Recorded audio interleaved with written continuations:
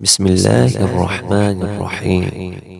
سبح اسم ربك الأعلى الذي خلق فسوى والذي قدر فهدى والذي أخرج المرعى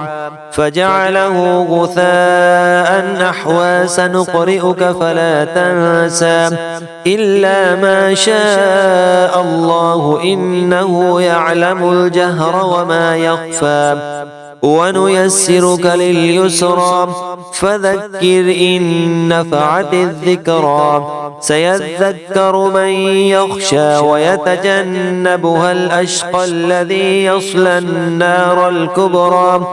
ثم لا يموت فيها ولا يحيا قد أفلح من تزكى وذكر اسم ربه فصلى بل تؤثرون الحياة الدنيا والآخرة خير وأبقى